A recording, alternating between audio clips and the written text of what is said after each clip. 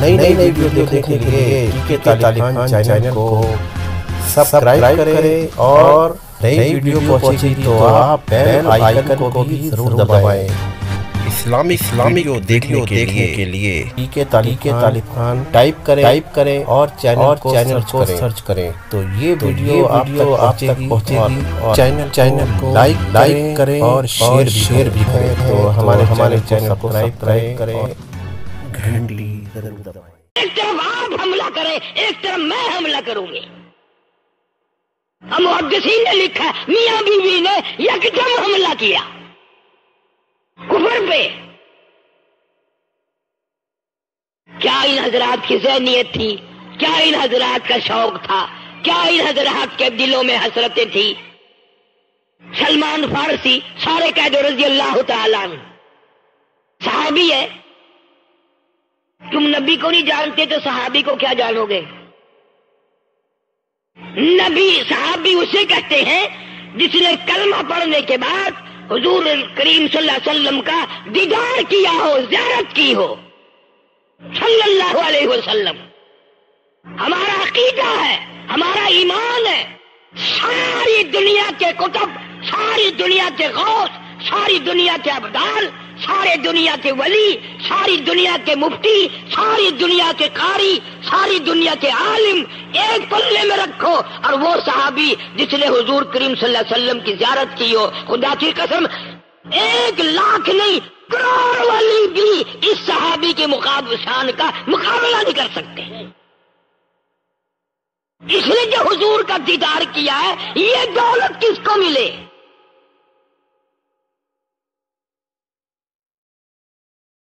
تو سلمان فارسی رضی اللہ تعالیٰ عنہ نے حضرت طلحہ سے کہا رضی اللہ تعالیٰ عنہ، یار فلاں آدمی کے پاس لڑکی ہے، میری طرف میرے لیے جا کے رشتہ تو مانگ لے، میرے منہ نہیں بات بنتی کہ میں خود مانگوں۔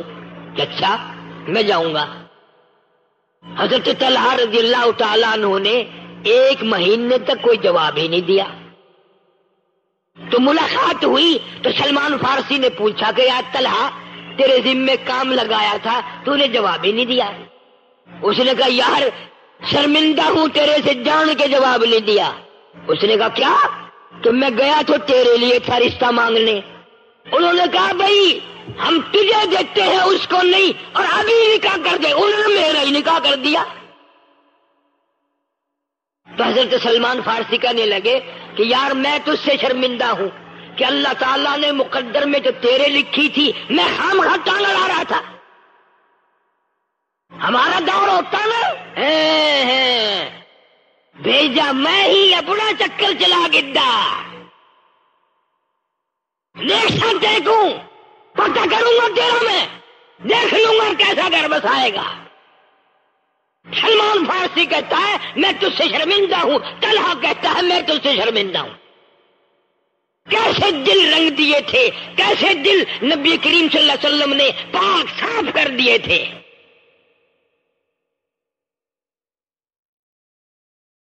حضرت علی سارے قید رضی اللہ تعالیٰ عنہ بلایا حضرت علی کو حضور صلی اللہ علیہ وسلم نے، اور بلا کے فرمایا اے علی میں فاطمۃ الزہرا رضی اللہ تعالیٰ عنہ سے تیرا نکاح کرنا چاہتا ہوں، حق مہر ادا کرنے کے لیے کوئی چیز ہے؟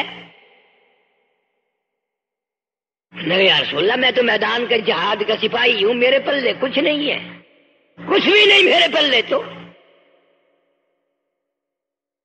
حق مہر ایسی چیز ہے، اللہ پاک نے حضرت آدم علیہ السلام کو پیدا فرمایا، جنت میں رہائش تھی، آدم علیہ السلام جنت میں رہتے تھے، لیکن خلوت، تنہائی، وحشت دل نہیں لگتا تھا۔ آدمی کوئی نہیں اور دوسرا انسانی کوئی نہیں۔ اللہ تعالیٰ نے حضرت حوا کو پیدا فرمایا، آدم علیہ السلام کی۔ اللہ کو قادر مانتے ہو کہ نہیں؟ اللہ چاہے آدم علیہ السلام کو مٹی سے بنا دے، اللہ چاہے حضرت حوا کو آدم علیہ السلام کی پسلی سے بنا دے۔ تو آدم علیہ السلام نے دیکھا ایک عورت سامنے بیٹھی ہے، بڑی خوبصورت ہے، بڑی حسین ہے۔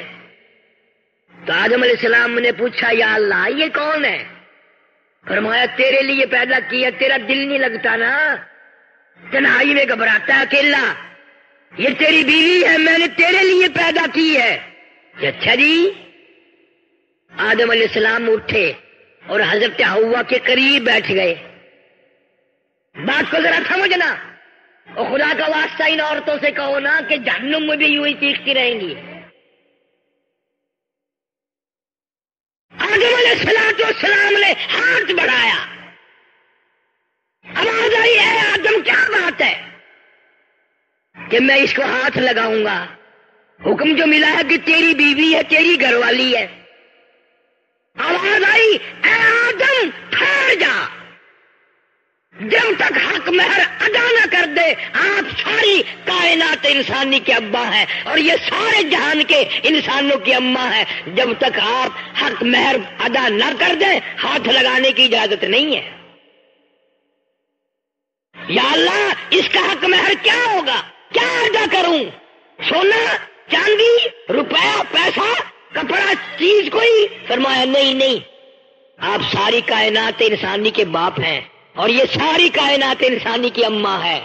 آپ کا حق مہر یہ ہے کہ یہاں کھڑے کھڑے آپ کا حق مہر ادا ہو جائے گا۔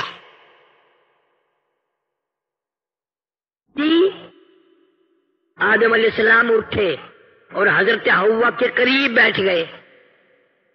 بات کو ذرا سمجھنا، اور خدا کا واسطہ ان عورتوں سے کہو نا کہ جہنم میں بھی یوں ہی چیختی رہیں گی۔ آدم علیہ السلام نے ہاتھ بڑھایا، آواز آئی ہے آدم کیا بات ہے کہ میں اس کو ہاتھ لگاؤں گا؟ حکم جو ملا ہے کہ تیری بیوی ہے، تیری گھر والی ہے۔ آواز آئی اے آدم ٹھہر جا، جب تک حق مہر ادا نہ کر دے آپ ساری کائنات انسانی کے ابا ہیں اور یہ سارے جہان کے انسانوں کی اماں ہیں، جب تک آپ حق مہر ادا نہ کر دیں ہاتھ لگانے کی اجازت نہیں ہے۔ یا اللہ اس کا حق مہر کیا ہوگا، کیا ادا کروں؟ سونا، چاندی، روپیہ، پیسہ، کپڑا، چیز کوئی؟ فرمایا نہیں، آپ ساری کائنات انسانی کے باپ ہیں اور یہ ساری کائنات انسانی کی اماں ہے۔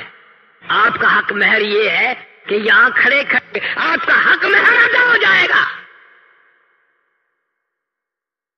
20 لفظ درود شریف پڑھنے سے دیکھو آدم علیہ السلام ابھی بنے ہیں، ہزاروں سال ہیں باقی، ابھی آمنہ کے در یتیم صلی اللہ علیہ وسلم کی پیدائش میں تشریف لانے میں شان دیکھو، مرتبہ دیکھو، مقام دیکھو، آدم علیہ السلام کا حق مہر بھی درود شریف بنا دیا۔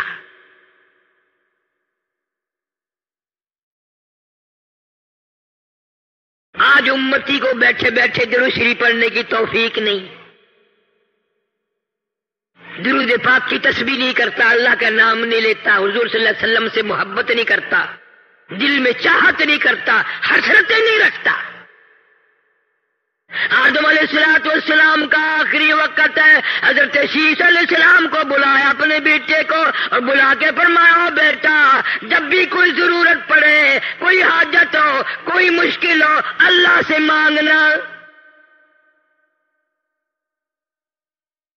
ہر معاملے میں اللہ کو پکارنا۔ اللہ یہ حاجت روا ہے، اللہ یہ مشکل کشا ہے، سب کی بگڑی بنانے والا وہ ہے کہ اچھا ابا جی، اور فرمایا دعا کے اخیر میں اول میں ایک ایک دفعہ درود شریف پڑھنا۔ حضرت محمد کریم صلی اللہ علیہ وسلم کی ذات اقدس پہ شیش علیہ السلام نے پوچھ لیا ابا جان دعا مانگنا، تو سمجھ میں آ گیا یہ کون ہے جن کی ذات پہ آپ درود شریف پڑھنے کے لیے فرما رہے ہیں۔ فرمایا میرے بیٹے شیش، میں جنت میں رہ کے آیا، جنت میں وقت گزار کے آیا، جنت میں سونے چاندی کی اینٹوں کے مکان ہے، ہر مکان کی دروازے پہ، ہر سونے کی اینٹ پہ، ہر نہر کی پل پہ، ہر درخت کی پتے پتے پہ میں نے محمد کریم صلی اللہ علیہ وسلم کا نام دیکھا ہے، صلی اللہ علیہ وسلم۔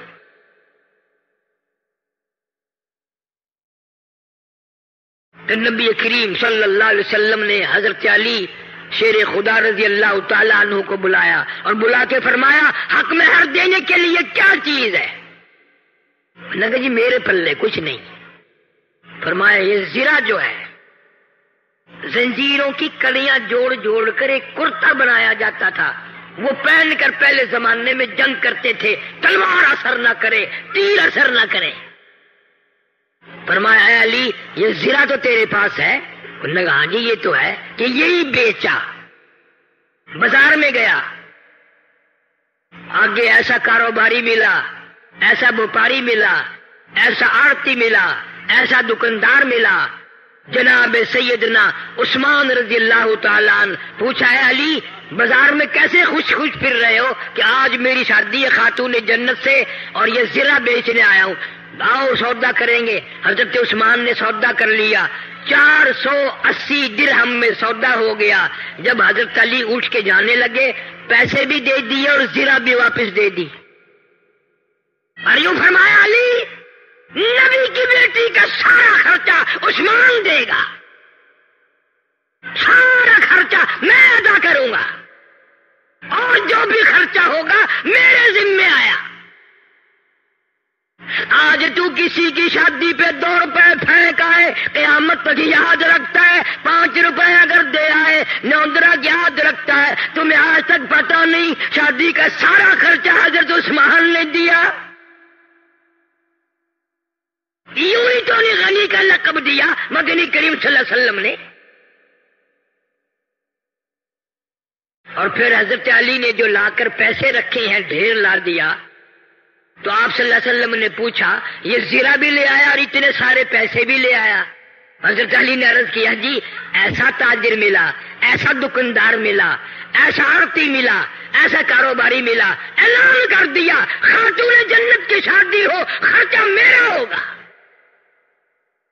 آپ صلی اللہ علیہ وسلم ان پیسوں کو الٹ پلٹ کر رہے ہیں اور خوش ہو رہے ہیں اور یوں فرما رہے ہیں عثمان آج کے بعد تجھے کوئی عمل نقصان نہیں دے سکتا. عثمان وہ ہے،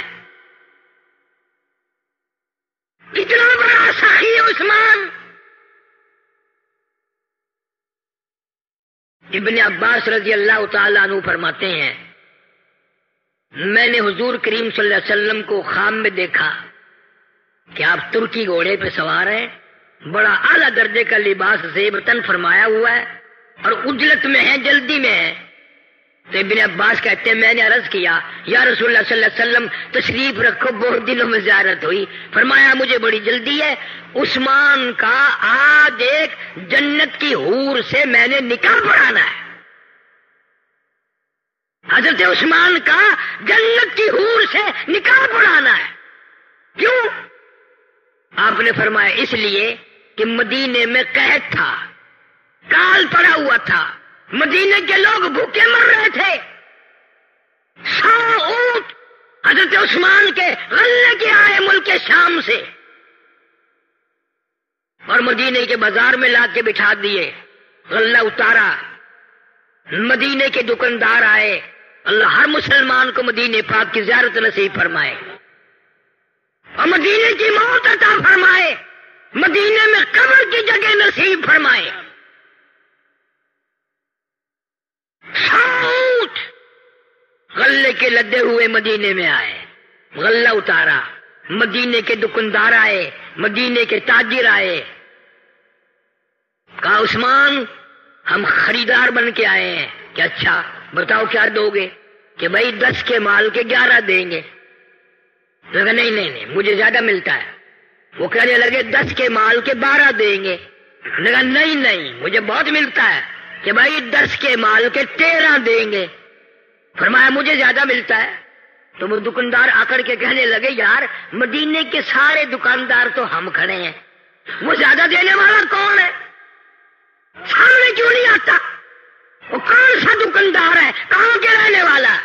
فرمایا من جاء بالحسنتی فلہ عشر امثالھا. خدا کہتا ہے جو میرے نام پہ صدقہ کرتا ہے میں اس کو 10 دنیا میں اور 70 آخرت میں دیتا ہوں. تم گواہ ہو جاؤ میں نے ان 100 اونٹوں کے سارے غلے کو بمائے اونٹوں کے اہل مدینہ پہ صدقہ کر دیا.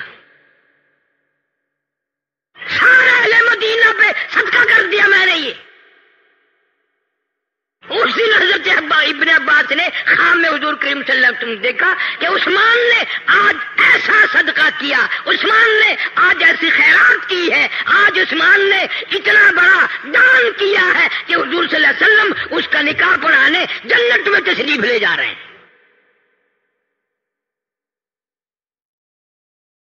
کون مقابلہ کرے گا صحابہ کرام کا؟ سخاوت میں نہیں مقابلہ کر سکتا، بہادری میں نہیں، دلیری میں نہیں، ایثار و ہمدردی میں نہیں، قربانی میں کون مقابلہ کرے؟ سونک انٹرپرائزز سے آپ ہر طرح کا آڈیو ویڈیو کیسٹ حاصل کر سکتے ہیں. اور یہ جوان تو عجیب قسم کا جوان ہے. اللہ اکبر، اللہ اکبر. ایک بات تو سوچو، کیا وقت ہوگا جب حضرت عثمان رضی اللہ تعالیٰ عنہ بارات لے کر نبی کے دروازے پہ تشریف لائے ہوں گے. دروازہ نبی کا ہے، دلہا عثمان بن کے آیا، گوشت عثمان ہے. اور کبھی یوں دیکھو، دروازہ ابو بکر صدیق کا ہے اور گوشت بن کے نبی آیا کھڑا ہے. افسروں کی اگر شادی ہو تو بارات کی خدمت کے لیے پولیس آتی ہے، فوج آتی ہے. تم سے پوچھتا ہوں، جب نبی کی شادی اماں عائشہ صدیقہ سے ہوئی، کیا ہاتھ دھلانے کے لیے فرشتے نہ آئے ہوں گے؟ تیری جنگ میں افسر آ سکتے ہیں، نبی کی جنگ میں فرشتے آئے. کون جان سکتا ہے کہ اس دن کیا مقام ہوگا اور آسمانوں پہ کتنی خوشی منائی گئی ہوگی جس دن مدنی کریم صلی اللہ علیہ وسلم ابو بکر کے دروازے پہ دلہا گوشت بن کے آیا، عائشہ صدیقہ کو پرنانے آیا.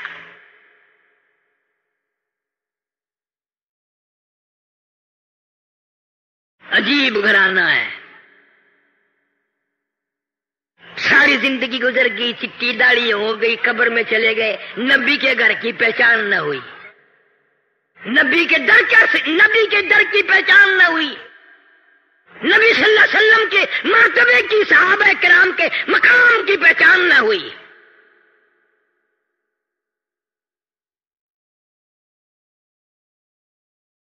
خاتون جنت سیدہ فاطمہ الزہرا رضی اللہ تعالیٰ عنہا، پیاری بیٹی،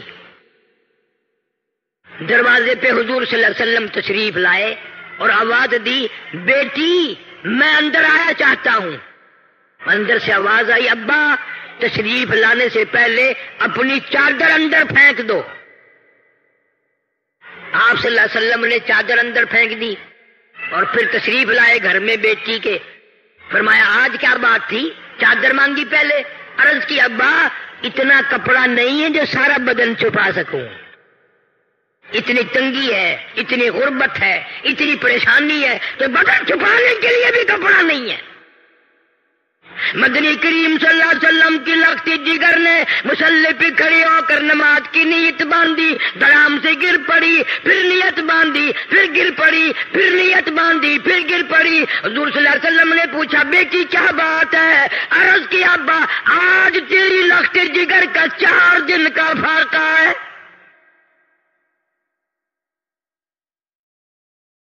دریائے کرم جوش میں آ گیا. فرمایا مسلح تو اٹھا. مسلح اٹھا کہ کیا دیکھتی ہے؟ جانماز کے نیچے کی زمین، ساری زمین سونے کی بن گئی. فرمایا جتنا چاہے سونا اٹھا لے، مگر قیامت میں حساب دینا پڑے گا. تم ہوتے یا میں ہوتا گنڈڑی بند لیندے ہو ڈٹھا ویسے قیامت دا حساب و کتاب.